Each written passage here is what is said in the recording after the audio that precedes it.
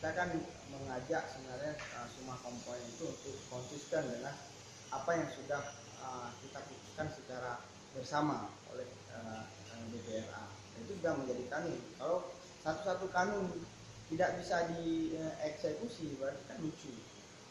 Kemudian yang kedua, ketika kita membahas kanun terkait dengan perkara bendera, ini kan kita sudah memenuhi semua prosedur pembahasan, prosedur pembuatan kanun.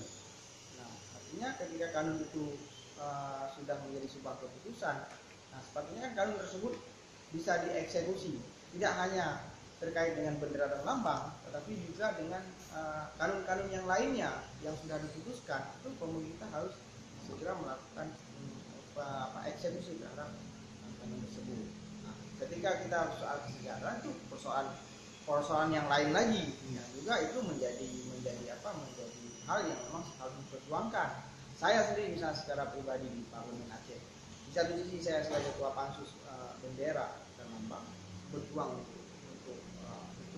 Kemudian di sisi yang lain sebagai Komisi 3 misalnya, saya berjuang secara serius supaya pemerintah segera melakukan intervensi sahamnya di PAG, karena intervensi saham itu punya hubungan dengan pendapatan Aceh yang tentu punya hubungan terhadap kesejahteraan Aceh. Jadi bukan kemudian satu hal kemudian menghapuskan hal yang lain, satu hal yang penting kemudian menafikan kepentingan yang lain. Saya pikir logikanya nggak seperti itu.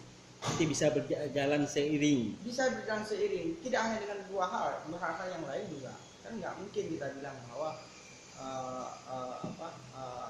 tidak penting minum, lebih penting makan, kan nggak mungkin.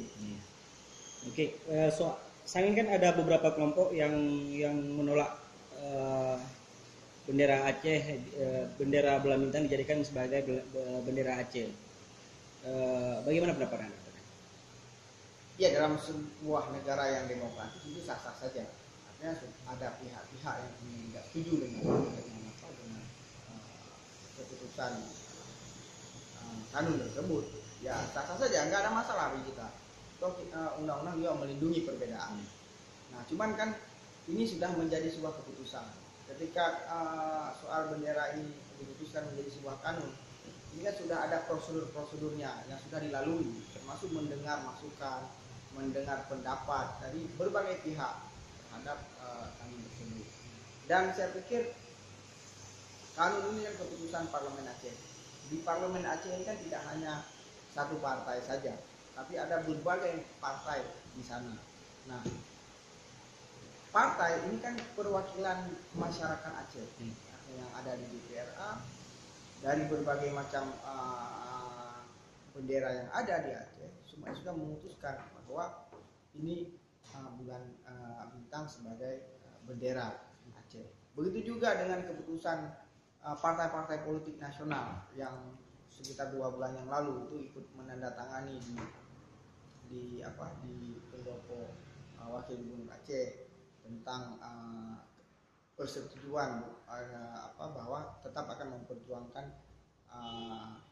bendera Aceh sebagaimana keputusan kami nomor 3. Nah, saya pikir semua elemen politik di Aceh itu sudah setuju dengan keputusan kanun tersebut. Tidak ada masalah lagi. Oh, ada 2-3 orang yang tidak setuju, tidak mungkin semua yang setuju juga. Artinya, semua produk hukum itu pasti ada yang tidak setujunya. Tapi kan karena kita negara yang demokratis, tentu kita harus tunduk kepada keputusan majoritas. Tapi meskipun ada orang yang bilang bahwa ini rame yang nggak setuju, ya nggak ada masalah, kita buat referendum bendera, nggak ada masalah. Kita lihat siapa yang lebih banyak, itu lebih fair lagi. Artinya, kalaupun misalnya pemerintah pusat tetap artinya mempertimbangkan 2-3 orang misalnya, atau 2 kelompok saja misalnya yang tidak setuju dengan bendera tersebut, ya udah kita buat referendum bendera, kan nggak ada masalah. Yang terbaru soal statement Pak Karimun Usman bahwa bendera Aceh itu bendera separatis. Bagaimana tanggapan Anda selaku orang di DPR Aceh? Sebenarnya begini, Pak Karimun ini kan harus kita pahami ya, Pak Karimun usianya kan sudah sangat udah lansia, usia lanjut. Jadi saya pikir mungkin beliau apa yang beliau sudah sampaikan pun beliau nggak ngerti. Yang beliau sampaikan katanya Iban Pak Karimun alih lepu kagugah. Jadi artinya saya pikir semua pihak tidak perlu terpancing dengan apa yang disampaikan Pak Karimun. Ya kita pahami sajalah sebagai sebuah statement orang tua. Kadang-kadang orang tuanya sering lupa. Saya pikir begitu. Terima kasih Pak Kosa.